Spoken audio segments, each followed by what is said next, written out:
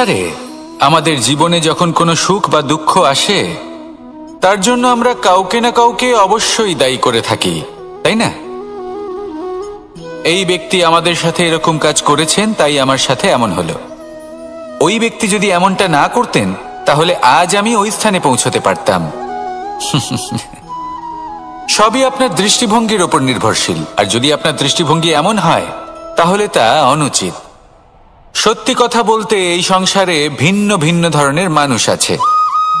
এটা আপনার ওপর নির্ভর করছে কিভাবে তাদের স্বাগত জানাবেন।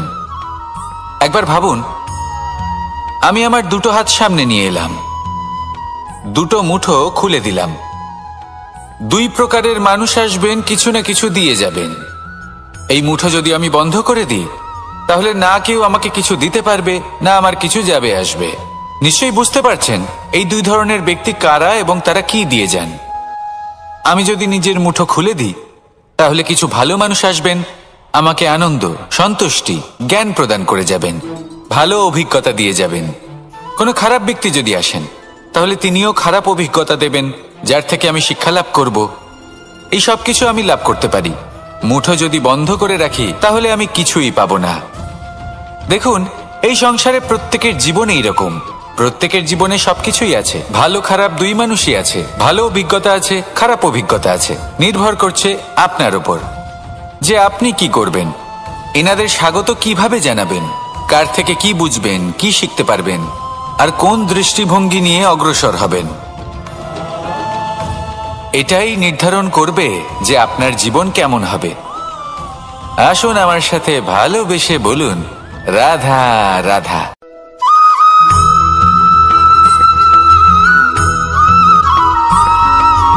কথায় আছে, প্রত্যেক পুত্র তার পিতার প্রতিচ্ছবি হয়, আর সমস্ত প্রতিচ্ছবি চায় যেন সে তার অস্তিত্ব প্রাপ্ত করতে পারে।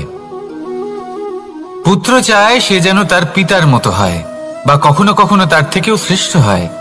সেটা কোনো অনুচিত ব্যাপার নয়। অনুচিত তখন হয় যখন পুত্র নিজের পিতার মতো হবার স্বপ্ন পূরণ করতে গিয়ে বা তার থেকেও শ্রেষ্ঠ হওয়ার স্বপ্ন পূরণে অনুচিত পথের আশ্রয় নেয়। কারণ তারপরে সে তার পিতার গুণগুলি আত্মসাৎ করতে চায় না। সে শুধুই এটা চায় যে সংসারের চোখে যেন আমি শ্রেষ্ঠ প্রমাণিত হই। এটা অনুচিত। সংসারে এমন অনেক মানুষ আছেন যারা এই কারণে শ্রেষ্ঠ হবার চেষ্টা করেন যাতে তার পরিবারের, তার পিতার সম্মান বৃদ্ধি পায়। এমনও মানুষ থাকেন। আর এটাই হলো পার্থক্য উদ্দেশ্যের। মনে রাখবেন, যদি আপনার উদ্দেশ্য শুভ হয় তাহলে পথও শুভ হবে। যদি আপনার উদ্দেশ্য অশুভ হয় তাহলে পথও অশুভ হবে। তাহলে নিজের পিতার মতো হবার চেষ্টা অবশ্যই করুন, তার থেকেও শ্রেষ্ঠ হওয়ার চেষ্টা অবশ্যই করুন, কিন্তু মনে রাখবেন আপনার সংকল্প আর আপনার উদ্দেশ্য এই দুই শুভ হওয়া উচিত। তাহলে আসুন আর আমার সাথে ভালোবেসে বলুন, রাধা রাধা।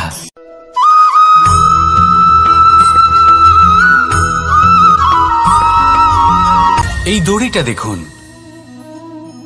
ছোট ছোট রেশম দ্বারা তৈরি। এটা সরু সুতো দ্বারা তৈরি হয়েছে এটা, আর এ অত্যন্ত কোমলও বটে। আর আপনি চাইলে এটা সোজাও করে দিতে পারেন, আর চাইলে এটা বেঁকিয়েও দিতে পারেন। আর যদি চান তাহলে এটা গোল গোল করে বেঁধে কোথাও রেখেও দিতে পারেন। এবার এই কোমল দড়ি যদি কোনো নিষ্ঠুর কঠিন পাথরে বারংবার জড়িয়ে দেওয়া হয়, তাহলেও তাকেও কাটতে পারে, নিজের ছাপ ছেড়ে যেতে পারে, সেটার আকারও বদলে ফেলতে পারে। এবার এর কারণ কি? এর কারণ হলো অভ্যাস আর নিরন্তর প্রচেষ্টা।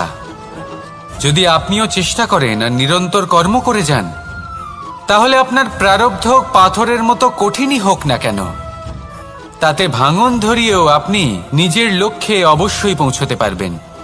একটা গুরুত্বপূর্ণ কথা মনে রাখবেন,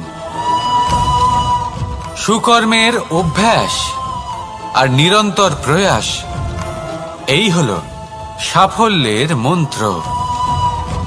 তাহলে জীবনে এই মন্ত্র আনুন আর আমার সাথে ভালোবেসে বলুন, রাধা রাধা।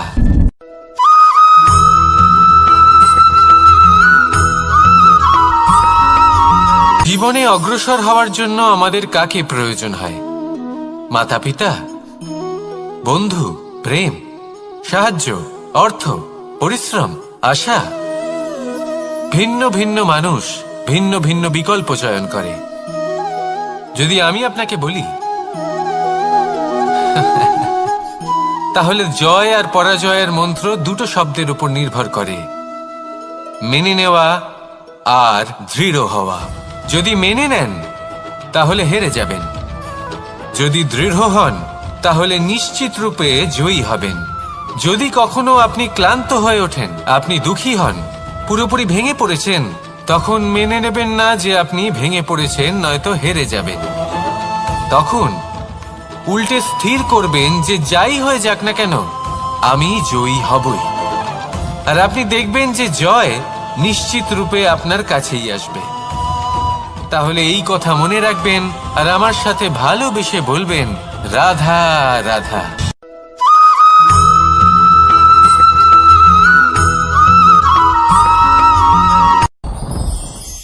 সাথী। সাথী এই শব্দটির ব্যাখ্যা কে কিভাবে করে? মিত্র, সখা, বন্ধু। কিন্তু অর্থ একটাই, তিনি যিনি আপনার সঙ্গী হন আর তিনি যার সাথী আপনি হন। এবার সব থেকে বড় প্রশ্ন হলো এটাই যে তিনি কে হতে পারেন যাকে আপনি আপনার সাথী বলে মেনে নিতে পারেন, নিজের সখা, নিজের মিত্র, নিজের বন্ধু মেনে নিতে পারেন। আপনার সাথী হলেন তিনি যিনি দুঃখের সময় আপনার পাশে থাকবেন, আপনার হাত ধরে থাকবেন। আপনার সাথী হলেন তিনি যার হাত আপনি নিজের সুখের দিনে ধরে থাকবেন। সেই সাথীরই হাত ধরুন যিনি দুঃখে সবসময় আপনাকে সাহায্য করার জন্য তৎপর হয়ে থাকেন, আপনার পাশে থাকেন, আর যাকে সুখের দিনে আপনি আপনার সাথে রাখতে পারেন। আর যখন আপনার সাথে আপনার এই সাথী থাকবে তখন আপনি এটা বুঝবেন যে যখন জীবনে দুঃখ আসে তখন এই দুঃখ কমে যায়, সবার মধ্যে ভাগ হয়ে যায়। আর যদি তখন সুখ আসে তাহলে সেটা সবার উপস্থিতিতে আরো বেড়ে যায়। এটাই হলো প্রেম, এটাই হলো ভালোবাসা, এটাই হলো সঙ্গ। যেমন সম্পর্ক আমার আর রাধার মাঝে। তাহলে আসুন আর আমার সাথে ভালোবেসে বলুন, রাধা রাধা।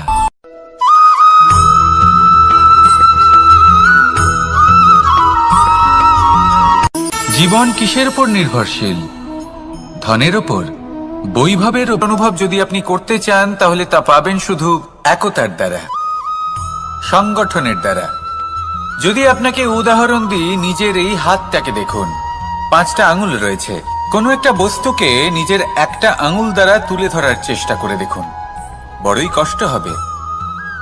তখন আপনি বুঝতে পারবেন যখন এই 5টি আঙুল একত্রিত হয় তখন কোনো কাজ কতটা সহজ হতে পারে। এটাই হলো শক্তি একতার। সব থেকে ভালো উদাহরণ যদি আপনাকে দিই তাহলে বাঁশি। এই বাঁশি থেকে অত্যন্ত মধুর সুর নির্গত হয় যা সবার মন প্রসন্ন করে দেয়। এই কথা সত্যি, কিন্তু এই বাঁশি আমি একটা বা দুটো আঙুল দিয়ে বাজাতে পারবো না। আমাকে প্রত্যেকটা আঙুল ব্যবহার করতেই হবে, তবেই এর থেকে মধুর সুর নির্গত হবে যা সকলকে প্রসন্ন করবে, ঠিক কিনা? ঠিক এইভাবেই যদি আপনি চান যে আপনার জীবনরূপী বাঁশি থেকেও মধুর সুর নির্গত হোক বা সবার মনকে প্রসন্ন করে তুলুক, তাহলে আপনাকেও জীবনে একতা নিয়ে আসতেই হবে। আপনি একাও কর্ম করতে পারেন, পথ চলতেও পারেন, সামনেও এগোতে পারেন, সাফল্যও লাভ করতে পারেন। কিন্তু যখন সকলে একসাথে এগোবেন, সেই পথে চলবেন, সেই কর্মই করবেন, তখন লক্ষ্যে অবশ্যই পৌঁছবেন, সাফল্য অবশ্যই লাভ করবেন। কিন্তু সেই সাফল্য এবং তার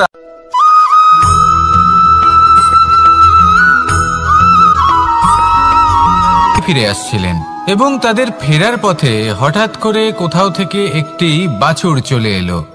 এই দুই বোন ভয়ভীত হয়ে গেলেন আর তাদের হাত থেকে সেই আটা পড়ে গেল, মাটিতে মিশে গেল। এবার এই পুরো ঘটনাক্রমে যদি কারোর বিন্দুমাত্র লাভ হয়ে থাকে, বিন্দুমাত্র আনন্দ পেয়ে থাকে, তাহলে সে কে? সেই ছোট বোন যিনি মাঝে মাঝেই গমের দানা তুলছিলেন এবং খাচ্ছিলেন। কিছুটা হলেও উনি আনন্দ লাভ করেছিলেন। এবার এরকমই হলো আমাদের জীবনে ভক্তি এবং ভালোবাসা সংক্রান্ত বিষয়। মানুষ নিজের জীবনের দৈনিক কাজে এতটাই ব্যস্ত হয়ে পড়েন, প্রত্যেকদিন শুধু কাজ কাজ কাজ কাজ করতে থাকেন, আর তাতে ভক্তি এবং ভালোবাসার জন্য সময় বার করতেই পারেন না। দেখুন, জীবনে ভক্তি আর প্রেমের এই যে ছোট ছোট মুহূর্ত আছে, এগুলো যদি আপনি যাপন করতে পারেন তাহলে তাতেই আপনি তৃপ্তি লাভ করবেন। বাকি সবই আপনার ব্যর্থ বলেই মনে হবে। জীবনে যখনই আপনি কোনো কাজ করবেন, ঈশ্বরের প্রতি সমর্পিত হয়ে সেই কাজ করুন। আর যখনই সময় পাবেন, তাহলে সেই সময় নিজের আপনজনদের দিন। যাদের আপনি ভালোবাসেন তাদের প্রতি যত্নবান হন, তাদের শুভাকাঙ্ক্ষী হন। এই প্রেম আর ভক্তির ছোট ছোট মুহূর্তগুলো আপনার জীবনকে চরিতার্থ করে তুলবে। আসুন আমার সাথে ভালোবেসে বলুন, রাধা রাধা।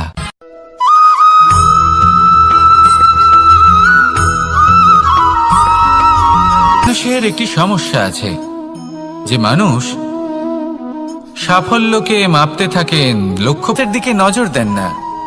না উচিত সময় খাবার খান, না উচিত সময় ঘুমোতে যান, না পর্যাপ্ত সময় পর্যন্ত ঘুমন, কিছুই না।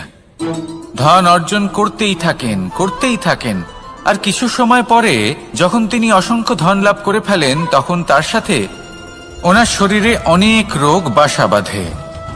এইসব রোগের উপচার করতে করতে সেই সমস্ত ধন যা উনি অর্জন করেছেন তা তিনি ব্যয় করে ফেলেন। শেষ পর্যন্ত কি হয়? আমরা যেভাবে এসেছি ঠিক সেইভাবেই ফিরে যাই, ধন এখানেই থেকে যায়। দেখুন, একটা অত্যন্ত গুরুত্বপূর্ণ কথা রয়েছে যে আপনার বোঝা উচিত। এই যে ধন, তার ব্যবহার করুন জীবনকে আরো ভালো করে তোলার জন্য। ধনের সদ্ব্যবহার করা উচিত, এমন যেন না হয় এই ধন আপনাকে ভোগ করে ফেলে। এই জীবনকে নিশ্চিত রূপে আরো শ্রেষ্ঠ করে তুলুন। কিন্তু এই ধন অর্জন করার এই প্রক্রিয়াতে নিজের সারা জীবনকে নষ্ট করে ফেলবেন না। এই জীবন উপভোগ করতে শিখুন, আর আমার সাথে ভালোবেসে বলুন, রাধা রাধা।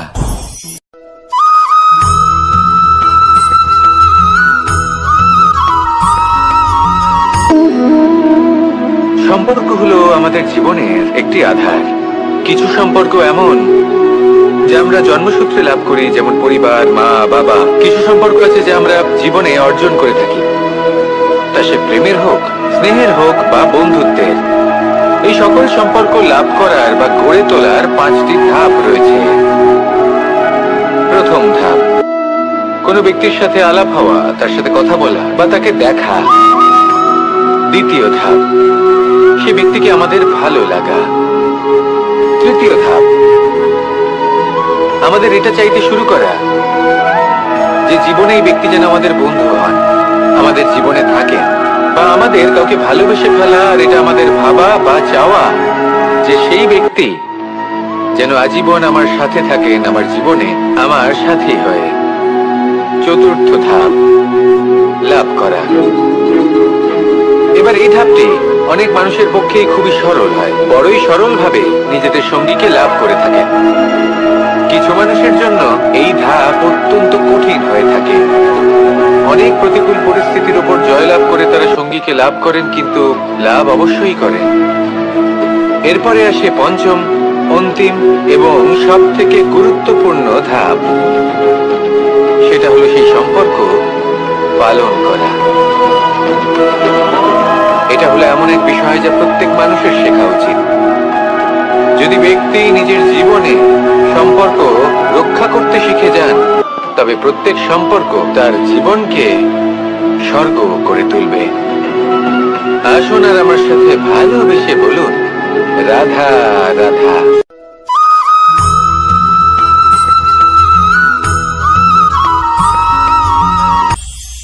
এটা হলো ধান গাছ। এর থেকে যে চাল উৎপন্ন হয় তা মানুষ গ্রহণ করেন। আর এটা কি? এই সংসারে আপনি কি নিয়ে তুলনা করবেন, যেখানে সূর্যদেব, চন্দ্রমা দুজনেই আছেন, দুজনেই হলেন বিশেষ, দুজনেই নিজ নিজ সময়ে উদিত হন। এদের মধ্যে একজন না থাকলে তাহলে আমাদের জীবন কঠিন হয়ে পড়বে। ঠিক সেইভাবেই আপনি যদি একটা বড় রেখা অঙ্কন করেন, তাহলে অন্য রেখাটি ছোট হয়ে পড়ে না। সে তেমনই থাকে যেমনটা সে ছিল। আপনার অস্তিত্ব কখনো ছোট বা বড় হতে পারে না। শুধু তুলনা করার জন্য আপনার এটা মনে হতে পারে। যদি আপনি যুদ্ধ করতে চান, আপনার তলোয়ারের প্রয়োজন পড়বে। যদি বস্ত্র তৈরি করতে চান, এত বড় তলোয়ার দিয়ে কিছুই হবে না। তখন প্রয়োজন পড়বে একটা ছোট্ট সূচের। তাই তুলনা করবেন না, না নিজেকে ছোট মনে করবেন, না অন্য কাউকে। সবার সাথে সহযোগিতা করুন, আর যদি তুলনা করতেই হয় নিজের সাথে করুন, যে কাল আমি কেমন ব্যক্তি ছিলাম, আজ কি তার থেকে শ্রেষ্ঠ হয়ে উঠতে পেরেছি। ভেবে দেখুন ভবিষ্যতে গিয়ে আপনি কতটা শ্রেষ্ঠ ব্যক্তি হতে পারেন। আসুন আমার সাথে ভালোবেসে বলুন, রাধা রাধা।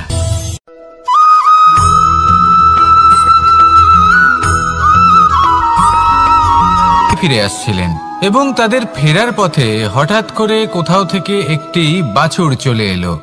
এই দুই বোন ভয়ভীত হয়ে গেলেন, আর তাদের হাত থেকে সেই আটা পড়ে গেল, মাটিতে মিশে গেল। এবার এই পুরো ঘটনাক্রমে যদি কারোর বিন্দুমাত্র লাভ হয়ে থাকে, বিন্দুমাত্র আনন্দ পেয়ে থাকে, তাহলে সে কে? সেই ছোট বোন, যিনি মাঝে মাঝেই গমের দানা তুলছিলেন এবং খাচ্ছিলেন।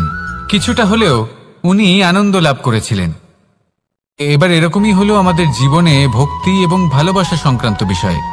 মানুষ নিজের জীবনের দৈনিক কাজে এতটাই ব্যস্ত হয়ে পড়েন, প্রত্যেকদিন শুধু কাজ কাজ কাজ কাজ করতে থাকেন, আর তাতে ভক্তি এবং ভালোবাসার জন্য সময় বার করতেই পারেন না। দেখুন, জীবনে ভক্তি আর প্রেমের এই যে ছোট ছোট মুহূর্ত আছে, এগুলো যদি আপনি যাপন করতে পারেন, তাহলে তাতেই আপনি তৃপ্তি লাভ করবেন। বাকি সবই আপনার ব্যর্থ বলেই মনে হবে। জীবনে যখনই আপনি কোনো কাজ করবেন, ঈশ্বরের প্রতি সমর্পিত হয়ে সেই কাজ করুন। আর যখনই সময় পাবেন, তাহলে সেই সময় নিজের আপনজনদের দিন। যাদের আপনি ভালোবাসেন তাদের প্রতি যত্নবান হন, তাদের শুভাকাঙ্ক্ষী হন। এই প্রেম আর ভক্তির ছোট ছোট মুহূর্তগুলো আপনার জীবনকে চরিতার্থ করে তুলবে। আসুন আমার সাথে ভালোবেসে বলুন, রাধা রাধা।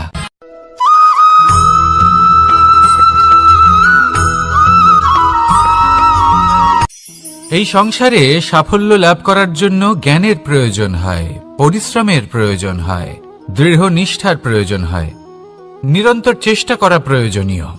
কিন্তু আরো কিছু আছে যা অত্যন্ত প্রয়োজনীয় এবং গুরুত্বপূর্ণ। তা হলো ভালো বন্ধু। তাদের থাকা অত্যন্ত প্রয়োজনীয়। যদি ভালো বন্ধু থাকে, তাহলে সময় এলে তারা ঢাল হয়ে আপনাকে সুরক্ষা করবেন। সময় এলে অস্ত্রের মতো শত্রুকে সংহারও করবেন। যদি তিনি জ্ঞানী হন, তাদের মধ্যে সদ্গুণ থাকে, তাহলে এই সব গুণ আপনার মধ্যেও প্রবেশ করবে। তাহলে সাফল্যের জন্য ভালো বন্ধু পাওয়া অত্যন্ত প্রয়োজনীয়। কিন্তু শুধু বন্ধু কেন, ভালো শত্রুও থাকা প্রয়োজনীয়। এবার আপনি ভাববেন, আমি কি বললাম?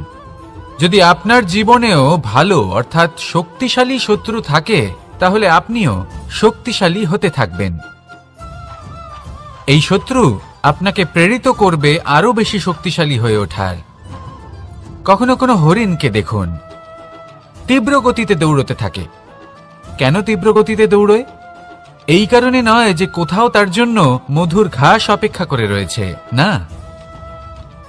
সে এই কারণে তীব্র গতিতে দৌড়য় কারণ সেটা না করলে তার পেছনে একটি সিংহ আছে যে ওকে নিজের ভোজন করে ফেলবে। তাই জীবনে বিপদ, সংকট, এই সবকিছুও হলো অত্যন্ত গুরুত্বপূর্ণ। তার সম্মুখীন হতে শিখুন, আর আমার সাথে ভালোবেসে বলুন, রাধা রাধা।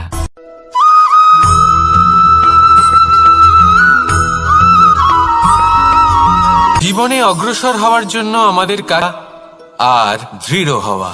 যদি মেনে নেন, তাহলে হেরে যাবেন।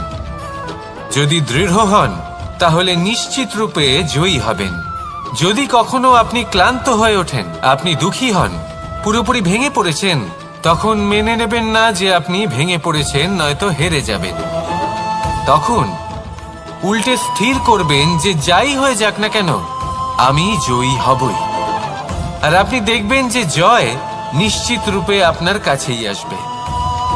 তাহলে এই কথা মনে রাখবেন, আর আমার সাথে ভালোবেসে বলবেন, রাধা রাধা।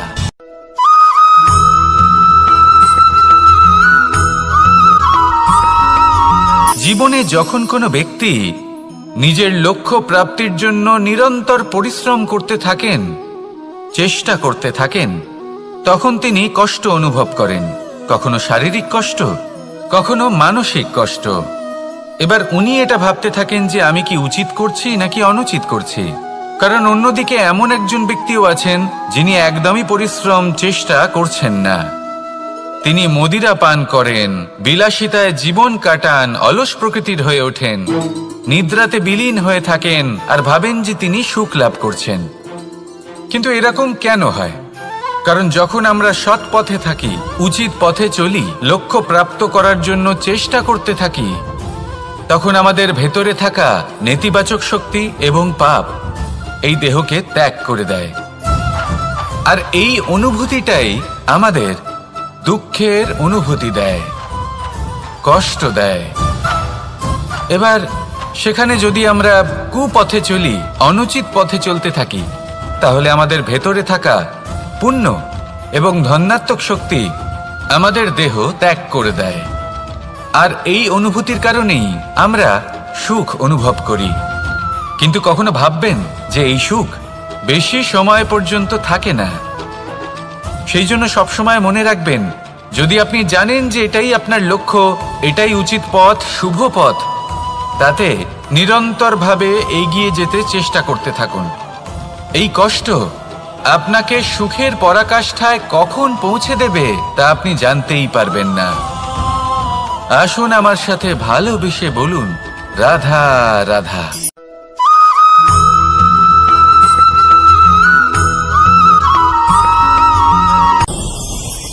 ভয়ের সাথে আমরা সবাই পরিচিত, কষ্টও আমরা সবাই পেয়েছি। কখনো কখনো আমরা অসুস্থ হয়ে পড়ি, আর এমন সময় হলে মাতার মমতা, কখনো বাবার স্নেহ, কখনো বন্ধুদের পাশে থাকার অনুভূতি আমাদের রোগ নিরাময়ে সাহায্য করে। কখনো যদি আমরা নিরাশ হয়ে পড়ি, তখন যদি আমাদের কোনো আপনজন আমাদের দুটো ভালো কথা বলে, তখন আমাদের মনোবল বেড়ে যায়। ঠিক তেমন সংসারের এই রঙ্গমঞ্চে যদি আপনি পীড়িত অনুভব করেন, কিছু শুভ কথা আলোচনা করুন, কিছু স্তুতি গান করুন, কিছু মুহূর্তের জন্য হলেও নিজের ইষ্টদেবের কথা স্মরণ করুন আর প্রার্থনা করুন। সাহস বাড়বে, শক্তিও বৃদ্ধি পাবে এবং সামনে এগিয়ে চলার পথও দেখতে পাবেন। তখন এই মন প্রসন্ন হয়ে বলবে, রাধা রাধা।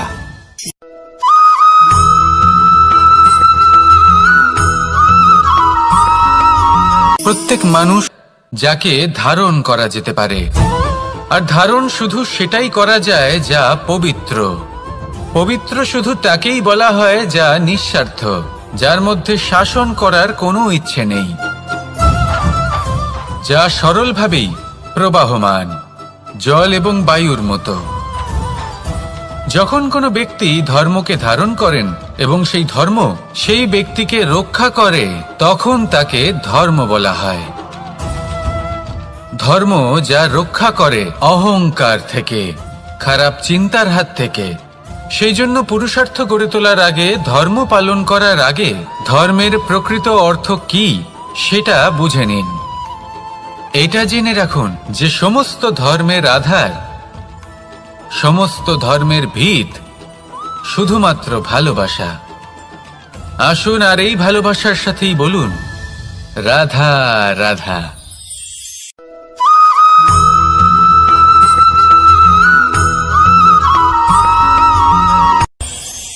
এই সংসারে আমরা প্রকাশ কোথা থেকে পাই? এর উত্তর বড়ই সরল। ভোরে যখন সূর্যোদয় হয়, তখন প্রকাশের কিরণ আমাদের ঘরে এসে পৌঁছয়। এইভাবেই আমরা প্রকাশ লাভ করি। এবার এই প্রকাশের আলোতেই আমরা সারাদিনের কাজ সম্পন্ন করি। সন্ধে হয়ে যায়, সূর্যাস্তও হয়ে যায়, আর আমাদের ঘর যাতে অন্ধকার না হয় তার জন্য আমরা একটা প্রদীপ প্রজ্বলিত করি। এটাই ঘটে আমাদের জীবনেও। এবার প্রবাহমান আয়ুর সাথে আমরা আমাদের অন্তরে যদি একটা প্রদীপ প্রজ্বলিত করে নিই, তাহলে বিষয়টাই অন্যরকম হবে। এবার আপনি বলবেন, কোন প্রকাশের কথা বলছি যে আমাদের অন্তরে জাগ্রত করা সম্ভব? আমাদের আত্মার মাঝে প্রেমের প্রকাশ জাগ্রত করার কথা বলছি, কারণ আমাদের এই জীবন এও হলো দিনের আলোর মতো। আজ প্রকাশ আছে, কিন্তু কোনোদিন অবশ্যই অস্ত হবে। কিন্তু অস্ত হবার আগে যদি আমরা আমাদের আত্মার মাঝে প্রেমের এই প্রকাশ উজ্জ্বলিত করে নিই, তাহলে আমাদের সন্ধ্যাকালও আমরা আনন্দে এবং প্রেমে যাপন করব। তাহলে আসুন আর আমার সাথে ভালোবেসে বলুন, রাধা রাধা।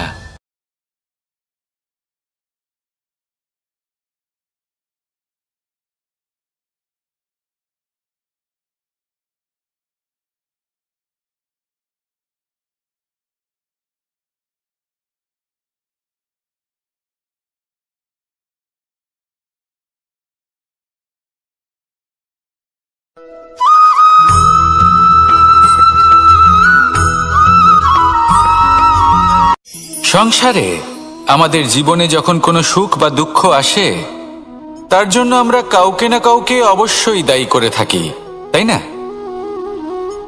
এই ব্যক্তি আমাদের সাথে এরকম কাজ করেছেন, তাই আমার সাথে এমন হলো। ওই ব্যক্তি যদি এমনটা না করতেন, তাহলে আজ আমি ওই স্থানে পৌঁছতে পারতাম। সবই আপনার দৃষ্টিভঙ্গির ওপর নির্ভরশীল, আর যদি আপনার দৃষ্টিভঙ্গি এমন হয়, তাহলে তা অনুচিত। সত্যি কথা বলতে এই সংসারে ভিন্ন ভিন্ন ধরনের মানুষ আছে। এটা আপনার উপর নির্ভর করছে কিভাবে তাদের স্বাগত জানাবেন। একবার ভাবুন, আমি আমার দুটো হাত সামনে নিয়ে এলাম, দুটো মুঠো খুলে দিলাম। দুই প্রকারের মানুষ আসবেন, কিছু না কিছু দিয়ে যাবেন।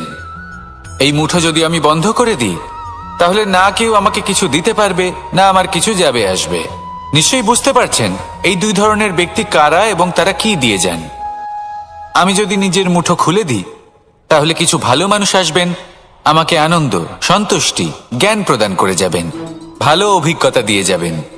কোনো খারাপ ব্যক্তি যদি আসেন, তাহলে তিনিও খারাপ অভিজ্ঞতা দেবেন, যার থেকে আমি শিক্ষা লাভ করব। এই সব কিছু আমি লাভ করতে পারি। মুঠো যদি বন্ধ করে রাখি, তাহলে আমি কিছুই পাবো না। দেখুন, এই সংসারে প্রত্যেকের জীবনে এইরকম। প্রত্যেকের জীবনে সবকিছুই আছে, ভালো খারাপ দুই মানুষই আছে। ভালো অভিজ্ঞতা আছে, খারাপ অভিজ্ঞতা আছে। নির্ভর করছে আপনার উপর যে আপনি কি করবেন। এনাদের স্বাগত কিভাবে জানাবেন, কার থেকে কি বুঝবেন, কি শিখতে পারবেন, আর কোন দৃষ্টিভঙ্গি নিয়ে অগ্রসর হবেন। এটাই নির্ধারণ করবে যে আপনার জীবন কেমন হবে। আসুন আমার সাথে ভালোবেসে বলুন, রাধা রাধা।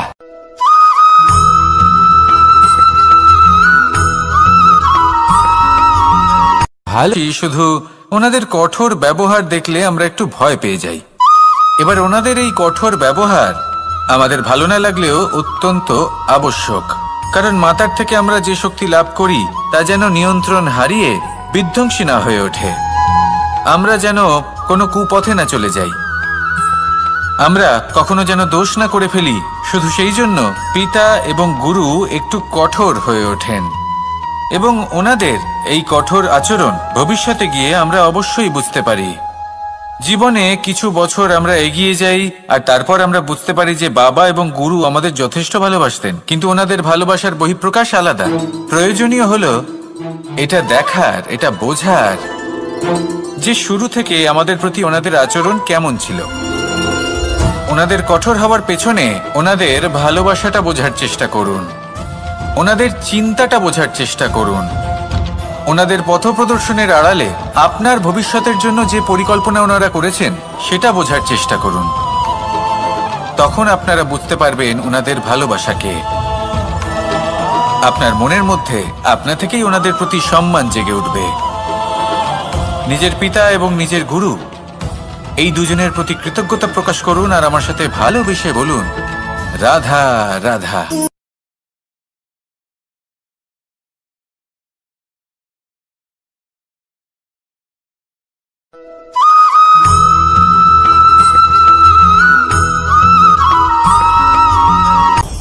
আপনি কখনো পর্বতের শিখরে উঠেছেন?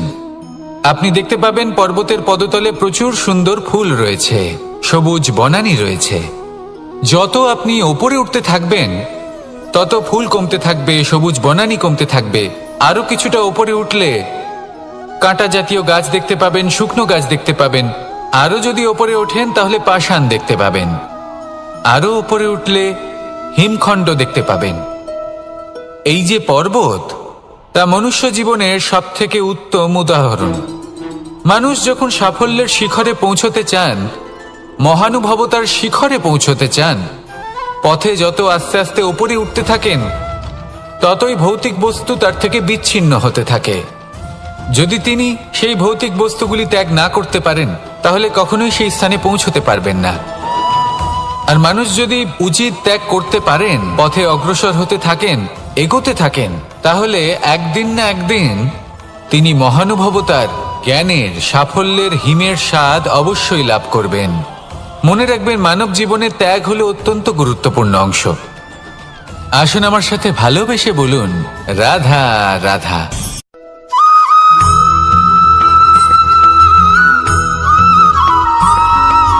মানুষের একটি সমস্যা আছে যে মানুষ সাফল্যকে আমার কাছে নেই, এই তুলনা করার জন্য ওনারা দুঃখী হয়ে পড়েন, নিরাশ হয়ে পড়েন। তাই আমি একটা প্রশ্ন করছি যে এটা কি উচিত?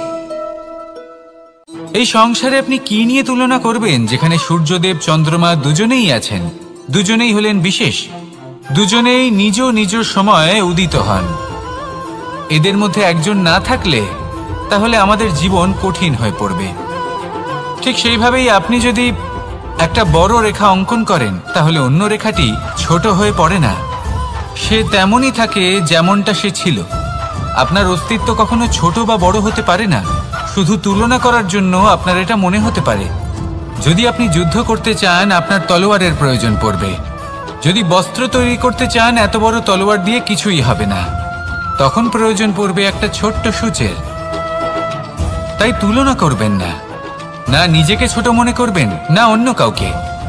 সবার সাথে সহযোগিতা করুন, আর যদি তুলনা করতেই হয়, নিজের সাথে করুন।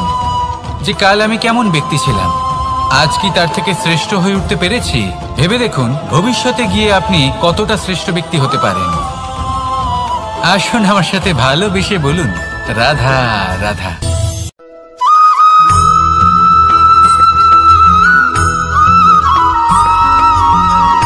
জীবন কিসের উপর নির্ভরশীল?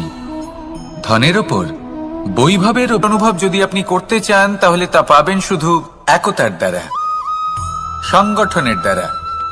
যদি আপনাকে উদাহরণ দিই, নিজের এই হাতটাকে দেখুন, 5টা আঙুল রয়েছে। কোনো একটা বস্তুকে নিজের একটা আঙুল দ্বারা তুলে ধরার চেষ্টা করে দেখুন, বড়ই কষ্ট হবে। তখন আপনি বুঝতে পারবেন, যখন এই 5টি আঙুল একত্রিত হয়, তখন কোনো কাজ কতটা সহজ হতে পারে। এটাই হলো শক্তি, একতার। সব থেকে ভালো উদাহরণ যদি আপনাকে দিই, তাহলে বাঁশি। এই বাঁশি থেকে অত্যন্ত মধুর সুর নির্গত হয়, যা সবার মন প্রসন্ন করে দেয়। এই কথা সত্যি। কিন্তু এই বাঁশি আমি একটা বা দুটো আঙুল দিয়ে বাজাতে পারবো না, আমাকে প্রত্যেকটা আঙুল ব্যবহার করতেই হবে। তবেই এর থেকে মধুর সুর নির্গত হবে, যা সকলকে প্রসন্ন করবে। ঠিক কিনা? ঠিক এইভাবেই যদি আপনি চান যে আপনার জীবনরূপী বাঁশি থেকেও মধুর সুর নির্গত হোক, বা সবার মনকে প্রসন্ন করে তুলুক, তাহলে আপনাকেও জীবনে একতা নিয়ে আসতেই হবে। আপনি একাও কর্ম করতে পারেন, পথ চলতেও পারেন, সামনেও এগোতে পারেন, সাফল্যও লাভ করতে পারেন। কিন্তু যখন সকলে একসাথে এগোবেন, সেই পথে চলবেন, সেই কর্মই করবেন, তখন লক্ষ্যে অবশ্যই পৌঁছবেন, সাফল্য অবশ্যই লাভ করবেন। কিন্তু সেই সাফল্য এবং তার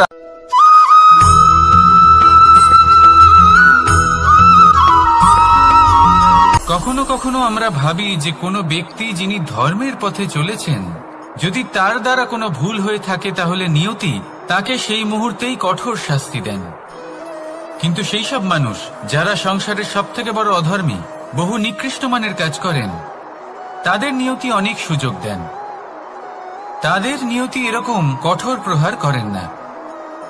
এই ভাবনা কখনো না কখনো মনে আসেই। ভেবে দেখুন কেন? আসলে জীবনকে বেশিরভাগ মানুষ একভাবেই দেখে থাকেন, বিভিন্ন স্তরে একে দেখা উচিত। এবার আপনি বলুন, এই সংসারে কোনো অধর্মী কখনো প্রেরণার উৎস হতে পারেন? কখনোই নয়। যে মানুষ নিজের আত্মাকে মলিন করে ফেলেছেন, তিনি এই সংসারকে কিভাবে প্রেরণা যোগাবেন? উনি নিজেই বুঝতে পারেন না কোনটা করা উচিত, ধর্ম কোনটা। তাই নিয়তি তাকে একটা সুযোগ দেন, এটা বোঝার সুযোগ দেন যে কোনটা উচিত, কোনটা ধর্ম। সুযোগ দেন নিজের বিবেক জাগিয়ে তোলার, তাকে সুযোগ দেন নিজের অন্তরাত্মার ডাক শোনার। যখন তাতেও কাজ হয় না, তখন নিয়তির কাছে একটাই পথ বাকি থাকে, আর তা হল মহাবিনাশ। মহাবিনাশ হয়তো দেরিতেই আসতে পারে, কিন্তু তা অবশ্যই আসবে। আর যখন মহাবিনাশ আসে, তখন মহাবিনাশের যন্ত্রণা সমগ্র মানব জীবনের যন্ত্রণার থেকে অনেক বেশি হয়। এই কথাটা সবসময় মনে রাখবেন। আর অন্যদিকে যে মানুষ ধর্মের পথে চলছেন, তার দ্বারা যদি কোনো ভুল হয়ে থাকে, তখন নিয়তি তার পরীক্ষা নেন। কিছুক্ষণের জন্য মানুষের মনে হতে পারে নিয়তি তাকে কঠোর শাস্তি দিয়েছেন।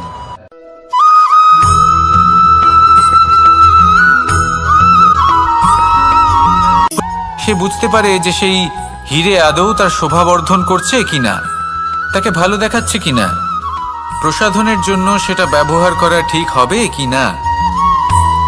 অর্থাৎ হীরের উপস্থিতিতে দর্পণের গুরুত্ব কম হলো না, দর্পণের কারণে হীরের মূল্য বোঝা গেল। আমাদের জীবনেও ঠিক এরকমই ঘটে। আপনারা যদি সংসারে নিজের আশেপাশে দেখেন, এমন অনেক মানুষ দেখতে পাবেন যারা নিজেদের ক্ষেত্রে মহান স্থানে পৌঁছেছেন, নিপুণ এবং সফল হয়ে থাকেন, তাহলে নিজেকে ছোট মনে করবেন না। আসুন আর আমার সাথে ভালোবেসে বলুন, রাধা রাধা।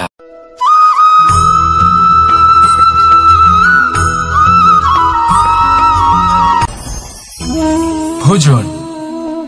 এবার ভোজন সংগ্রহ করার জন্য মানুষ কি না করেন, সব সময় চেষ্টা করতে থাকেন। ফসল উৎপাদনের জন্য অনেক পরিশ্রম করতে থাকেন, কিন্তু অনেক সময় অনেক পরিশ্রম করার পরেও ফসল ভালো উৎপাদন হয় না। এর কারণ কি? কারণ হলো এটাই যে আপনি পরিশ্রম হয়তো অনেক করেছেন, কিন্তু আপনার নজর তো সেই বীজের দিকে ছিলই না যা আপনি রোপণ করেছেন। সেই জন্য সব সময় কোনো বীজ রোপণ করার আগে তাকে পরখ করে দেখুন, তা অত্যন্ত আবশ্যক। আর সেইভাবেই যখনই কোনো কর্মের প্রশ্ন আসে, তাহলে সেখানে শুধুমাত্র পরিশ্রম যথেষ্ট নয়, সেই কাজের প্রতি আপনার কর্তব্য কি, আপনার উদ্দেশ্য কি, সেটা জানা হলো অত্যন্ত গুরুত্বপূর্ণ। তাই কর্ম করুন, কিন্তু সেই কর্মের প্রতি আপনার যা উদ্দেশ্য তার মাহাত্ম্য বুঝতে চেষ্টা করুন। তাহলে আসুন আমার সাথে ভালোবেসে বলুন, রাধা রাধা।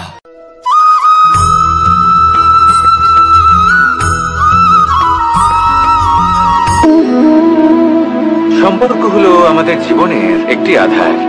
কিছু সম্পর্ক এমন যা আমরা জন্মসূত্রে লাভ করি, যেমন পরিবার, মা, বাবা। কিছু সম্পর্ক আছে যা আমরা জীবনে অর্জন করে থাকি, তা সে প্রেমের হোক, স্নেহের হোক বা বন্ধুত্বের। এই সকল সম্পর্ক লাভ করার বা গড়ে তোলার 5টি ধাপ রয়েছে। প্রথম ধাপ, কোনো ব্যক্তির সাথে আলাপ হওয়া, তার সাথে কথা বলা বা তাকে দেখা। দ্বিতীয় ধাপ, সে ব্যক্তিকে আমাদের ভালো লাগা। তৃতীয় ধাপ, আমাদের এটা চাইতে শুরু করা যে জীবনে এই ব্যক্তি যেন আমাদের বন্ধু হন, আমাদের জীবনে থাকেন, বা আমাদের কাউকে ভালোবেসে ফেলা। আর এটা আমাদের ভাবা বা চাওয়া যে সেই ব্যক্তি যেন আজীবন আমার সাথে থাকেন, আমার জীবনে আমার সাথী হয়ে। চতুর্থ ধাপ, লাভ করা। এবার এই ধাপটি অনেক মানুষের পক্ষেই খুবই সরল হয়, বড়ই সরল ভাবে নিজেদের সঙ্গীকে লাভ করে থাকেন। কিছু মানুষের জন্য এই ধাপ অত্যন্ত কঠিন হয়ে থাকে। অনেক প্রতিকূল পরিস্থিতির উপর জয়লাভ করে তারা সঙ্গীকে লাভ করেন, কিন্তু লাভ অবশ্যই করেন। এরপরে আসে পঞ্চম, অন্তিম এবং সব থেকে গুরুত্বপূর্ণ ধাপ। সেটা হলো সেই সম্পর্ক পালন করা। এটা হলো এমন এক বিষয় যা প্রত্যেক মানুষের শেখা উচিত। যদি ব্যক্তি নিজের জীবনে সম্পর্ক রক্ষা করতে শিখে যান, তবে প্রত্যেক সম্পর্ক তার জীবনকে স্বর্গ করে তুলবে। আসুন আর আমার সাথে ভালোবেসে বলুন, রাধা রাধা।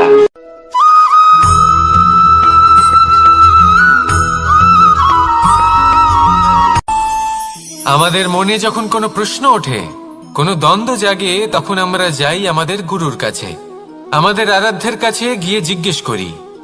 এইভাবেই একদিন আমি পৌঁছলাম আমার আরাধ্যের কাছে, আমার মহাদেবের কাছে, আর ওনাকে প্রশ্ন করলাম যে মহাদেব, জীবনে আনন্দ পাওয়ার, উৎসব পালনের, প্রেম ভাগ করে নেবার, জীবনকে উপভোগ করে নেওয়ার সর্বশ্রেষ্ঠ সময় কোনটা?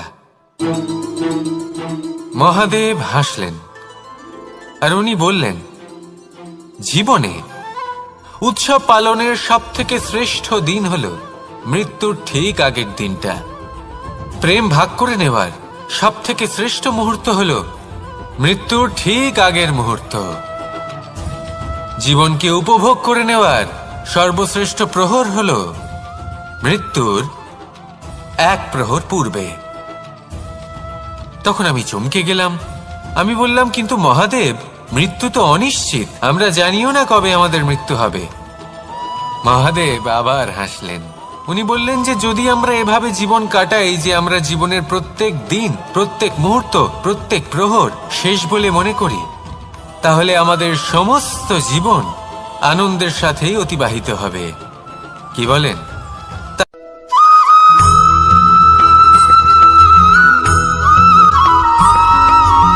টুকরো তার খুব বেশি গুরুত্ব থাকে না, কিন্তু যখন অসংখ্য পাথরের টুকরো একত্রিত হয় তখন তা পর্বতের আকার ধারণ করে। সেইভাবেই কিছু মানুষ যখন একত্রিত হন তখন তৈরি হয় পরিবার, কিছু পরিবার যখন একত্রিত হয় তখন তৈরি হয় সমাজ, যখন অনেক সংখ্যক সমাজ একত্রিত হয় তখন তৈরি হয় রাজ্য। এবার এই রাজ্যের সব থেকে গুরুত্বপূর্ণ ব্যক্তি হতে পারেন রাজা, কিন্তু তাও সেই রাজা একা কিছু করতে পারেন না। যুদ্ধ লড়ার সময় তারও নিজের সৈন্যদলকে প্রয়োজন পড়ে। কিন্তু এই সংসারে এমন একজন ব্যক্তি আছেন যিনি একাই সব কাজ করতে থাকেন, এবং সেই ব্যক্তি হলেন মা। আমাদের জীবনে একজন পিতার ভূমিকা কিন্তু নিঃসন্দেহে অমূল্য, কিন্তু আমাদের সকলের জীবনে যে ভূমিকা একজন মায়ের তা অন্য কারোর থাকে না। একজন মা একাই সন্তানকে বড় করতে পারেন, সংস্কারী করে তুলতে পারেন, তার জন্য পরিশ্রম করেন। আর এত কিছু কাজ করার পরেও তার কাজের জন্য তিনি প্রশংসা অবশ্য পান না। উল্টে যদি সেই সন্তান অনুচিত পথে চালিত হয়, অনুচিত কর্ম করে, তখন সেই মাকেই অপবাদের পাত্র হয়ে উঠতে হয়।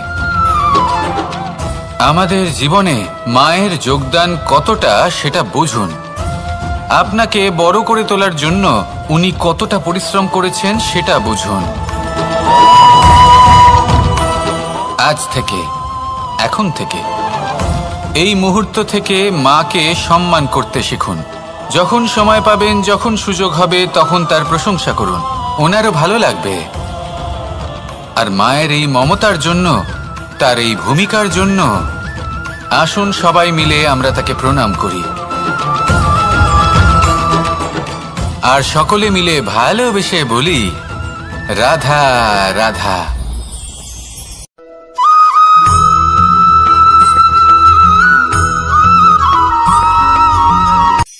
এই সংসারে সাফল্য লাভ করার জন্য জ্ঞানের প্রয়োজন হয়, পরিশ্রমের প্রয়োজন হয়, দৃঢ় নিষ্ঠার প্রয়োজন হয়, নিরন্তর চেষ্টা করা প্রয়োজনীয়। কিন্তু আরো কিছু আছে যা অত্যন্ত প্রয়োজনীয় এবং গুরুত্বপূর্ণ। তা হলো ভালো বন্ধু। তাদের থাকা অত্যন্ত প্রয়োজনীয়। যদি ভালো বন্ধু থাকে তাহলে সময় এলে তারা ঢাল হয়ে আপনাকে সুরক্ষা করবেন। সময় এলে অস্ত্রের মতো শত্রুকে সংহারও করবেন। যদি তিনি জ্ঞানী হন, তাদের মধ্যে সদ্গুণ থাকে, তাহলে এই সব গুণ আপনার মধ্যেও প্রবেশ করবে। তাহলে সাফল্যের জন্য ভালো বন্ধু পাওয়া অত্যন্ত প্রয়োজনীয়। কিন্তু শুধু বন্ধু কেন, ভালো শত্রুও থাকা প্রয়োজনীয়। এবার আপনি ভাববেন, আমি কি বললাম? যদি আপনার জীবনেও ভালো অর্থাৎ শক্তিশালী শত্রু থাকে, তাহলে আপনিও শক্তিশালী হতে থাকবেন।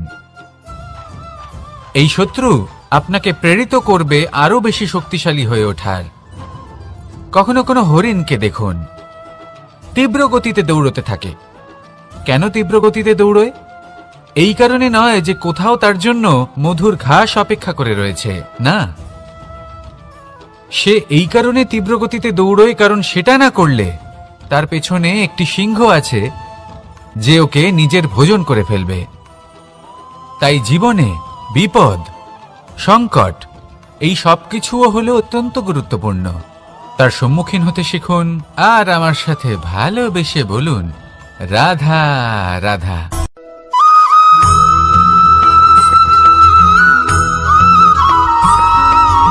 কথায় আছে, প্রত্যেক পুত্র তার পিতার প্রতিচ্ছবি হয়, আর সমস্ত প্রতিচ্ছবি চায় যেন সে তার অস্তিত্ব প্রাপ্ত করতে পারে। পুত্র চায় সে যেন তার পিতার মতো হয়, বা কখনো কখনো তার থেকেও শ্রেষ্ঠ হয়। সেটা কোনো অনুচিত ব্যাপার নয়। অনুচিত তখন হয় যখন পুত্র নিজের পিতার মতো হবার স্বপ্ন পূরণ করতে গিয়ে বা তার থেকেও শ্রেষ্ঠ হওয়ার স্বপ্ন পূরণে অনুচিত পথের আশ্রয় নেয়। কারণ তারপরে সে তার পিতার গুণগুলি আত্মসাৎ করতে চায় না।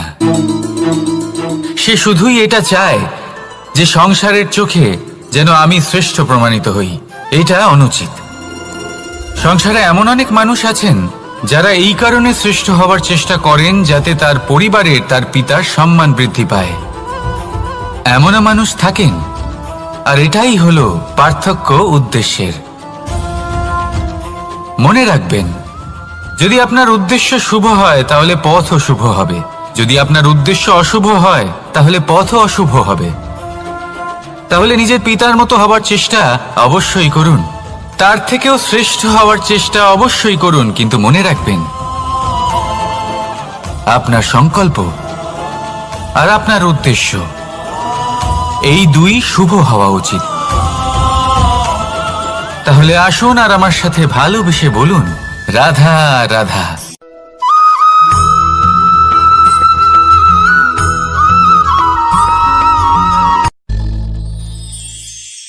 শিশিরের বিন্দু পাতার ওপর পড়ে আর তার গায়ে লেগে থাকে। পাতা তাকে শুষে নিতে পারে না, আর শেষ পর্যন্ত সে ঝরে পড়ে যায়।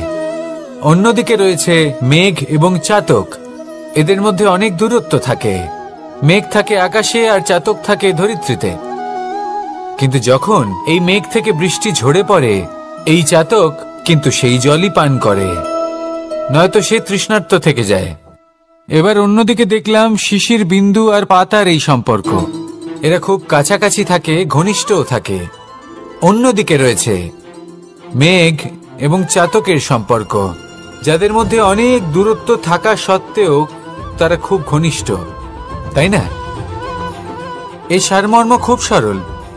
এই নৈকট্য, এই দূরত্ব, তা আপনার সম্পর্কে প্রভাব কিছুতেই ফেলতে পারে না।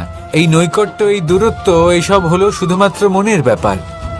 কখনো আপনি অনুভব করেছেন আপনি কারোর থেকে অনেক অনেক দূরে আছেন, অনেক দূরে আছেন, তাও সেই ব্যক্তির প্রতি আপনি টান অনুভব করেন। সেখানে আপনি কারোর সাথে প্রত্যেক দিন অতিবাহিত করেন, সমস্ত জীবন অতিবাহিত করেন, সব থেকে বেশি সময় তার সাথে অতিবাহিত করেন, তাও তার প্রতি সেই টান অনুভব করেন না। এই সংকেত হলো মনের দূরত্বের। তাহলে মনের এই দূরত্ব দূর করুন আর আমার সাথে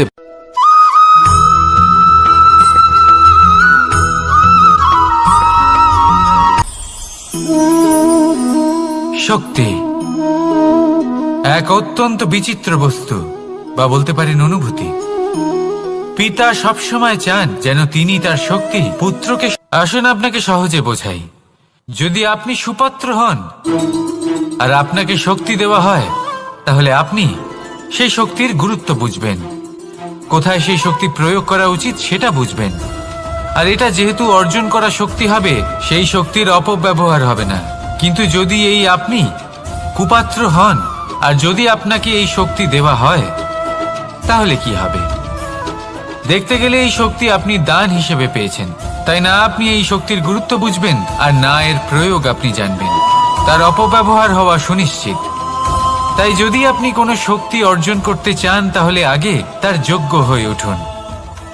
পুত্র নয়, পাত্র হয়ে উঠুন। আর আমার সাথে ভালোবেসে বলুন, রাধা রাধা।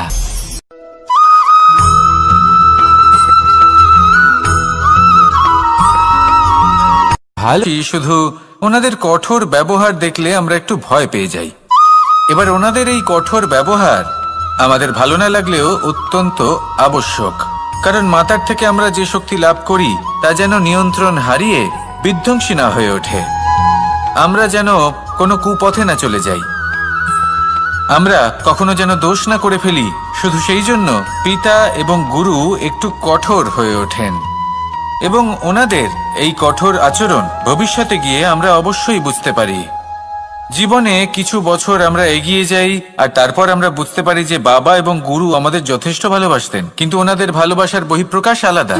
প্রয়োজনীয় হলো এটা দেখার, এটা বোঝার যে শুরু থেকে আমাদের প্রতি ওনাদের আচরণ কেমন ছিল। ওনাদের কঠোর হওয়ার পেছনে ওনাদের ভালোবাসাটা বোঝার চেষ্টা করুন, ওনাদের চিন্তাটা বোঝার চেষ্টা করুন, ওনাদের পথপ্রদর্শনের আড়ালে আপনার ভবিষ্যতের জন্য যে পরিকল্পনা ওনারা করেছেন সেটা বোঝার চেষ্টা করুন। তখন আপনারা বুঝতে পারবেন ওনাদের ভালোবাসাকে। আপনার মনের মধ্যে আপনা থেকেই ওনাদের প্রতি সম্মান জেগে উঠবে। নিজের পিতা এবং নিজের গুরু এই দুজনের প্রতি কৃতজ্ঞতা প্রকাশ করুন আর আমার সাথে ভালোবেসে বলুন, রাধা রাধা।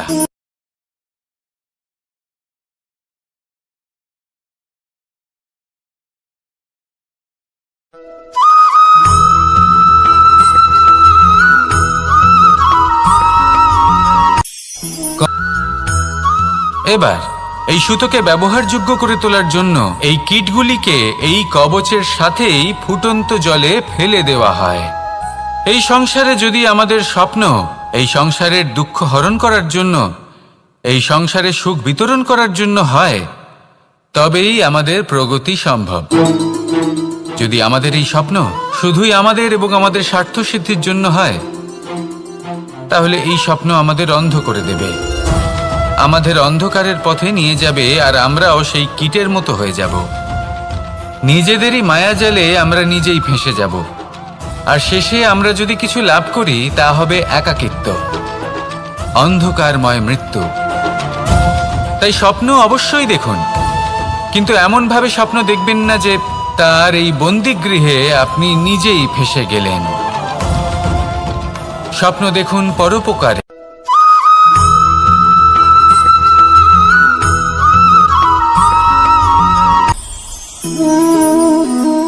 শক্তি এক অত্যন্ত বিচিত্র বস্তু, বা বলতে পারেন অনুভূতি।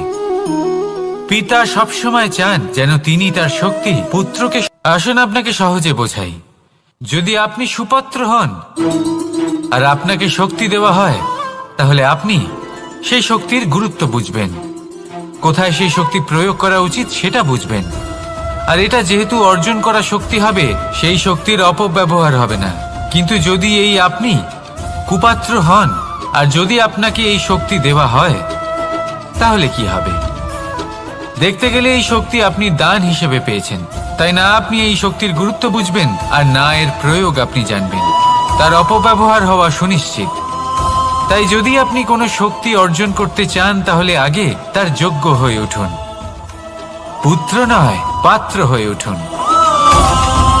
আর আমার সাথে ভালোবেসে বলুন, রাধা রাধা।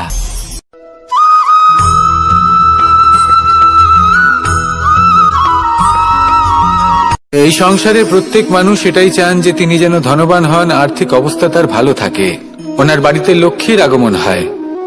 কিন্তু সেটা হবে কি করে, সেটাই হলো প্রশ্ন।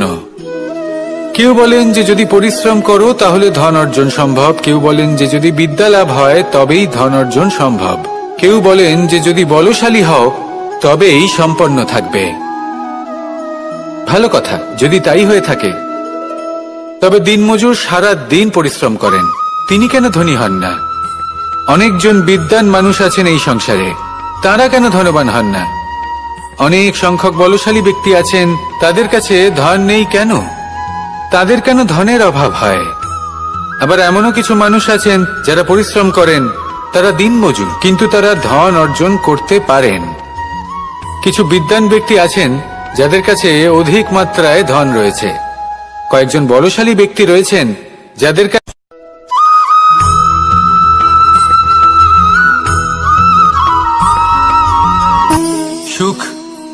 দুঃখ এবং শক্তি। এই তিন হলো এই সংসারের ত্রিদেবের মতো। আমাদের জীবনে যা কিছু ঘটছে এই তিনটির ভিত্তির উপরেই হচ্ছে। আসলে এই সংসারের একটা নিয়ম আছে, যখনই আপনি কিছু লাভ করেন এই সংসার আপনার পরীক্ষা নেয়। এটা জানার জন্য আপনার পরীক্ষা নেয় যে আপনি যা কিছুই লাভ করেছেন আপনি কি আদৌ সেটার যোগ্য কিনা। ঠিক সেইভাবেই এই সুখ, দুঃখ এবং তার খুব বেশি গুরুত্ব থাকে না, কিন্তু যখন অসংখ্য পাথরের টুকরো একত্রিত হয় তখন তা পর্বতের আকার ধারণ করে। সেইভাবেই কিছু মানুষ যখন একত্রিত হন তখন তৈরি হয় পরিবার, কিছু পরিবার যখন একত্রিত হয় তখন তৈরি হয় সমাজ, যখন অনেক সংখ্যক সমাজ একত্রিত হয় তখন তৈরি হয় রাজ্য। এবার এই রাজ্যের সবথেকে গুরুত্বপূর্ণ ব্যক্তি হতে পারেন রাজা, কিন্তু তাও সেই রাজা একা কিছু করতে পারেন না। যুদ্ধ লড়ার সময় তারও নিজের সৈন্যদলকে প্রয়োজন পড়ে। কিন্তু এই সংসারে এমন একজন ব্যক্তি আছেন যিনি একাই সব কাজ করতে থাকেন, এবং সেই ব্যক্তি হলেন মা। আমাদের জীবনে একজন পিতার ভূমিকা কিন্তু নিঃসন্দেহে অমূল্য, কিন্তু আমাদের সকলের জীবনে যে ভূমিকা একজন মায়ের তা অন্য কারোর থাকে না। একজন মা একাই সন্তানকে বড় করতে পারেন, সংস্কারী করে তুলতে পারেন, তার জন্য পরিশ্রম করেন। আর এত কিছু কাজ করার পরেও তার কাজের জন্য তিনি প্রশংসা অবশ্য পান না। উল্টে যদি সেই সন্তান অনুচিত পথে চালিত হয়, অনুচিত কর্ম করে, তখন সেই মাকেই অপবাদের পাত্র হয়ে উঠতে হয়। আমাদের জীবনে মায়ের যোগদান কতটা সেটা বুঝুন। আপনাকে বড় করে তোলার জন্য উনি কতটা পরিশ্রম করেছেন সেটা বুঝুন। আজ থেকে, এখন থেকে, এই মুহূর্ত থেকে মাকে সম্মান করতে শিখুন। যখন সময় পাবেন, যখন সুযোগ হবে, তখন তার প্রশংসা করুন, ওনারও ভালো লাগবে। আর মায়ের এই মমতার জন্য, তার এই ভূমিকার জন্য আসুন সবাই মিলে আমরা তাকে প্রণাম করি, আর সকলে মিলে ভালোবেসে বলি রাধা রাধা।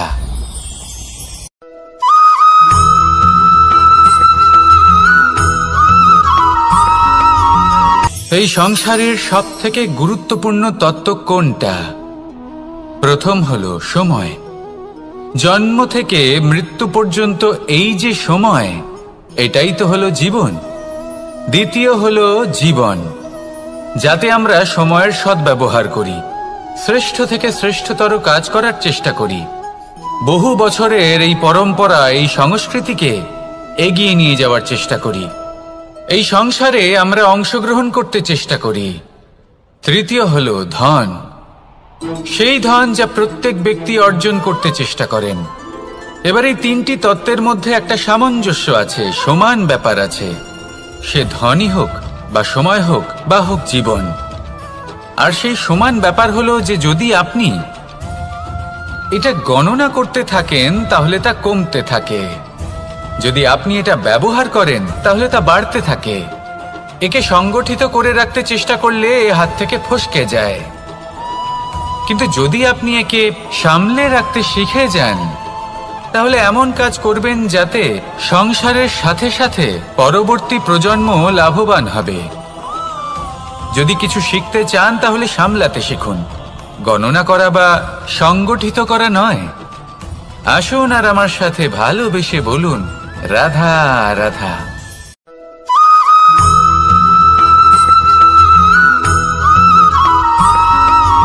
কথায় আছে প্রত্যেক পুত্র তার পিতার প্রতিচ্ছবি হয়, আর সমস্ত প্রতিচ্ছবি চায় যেন সে তার অস্তিত্ব প্রাপ্ত করতে পারে।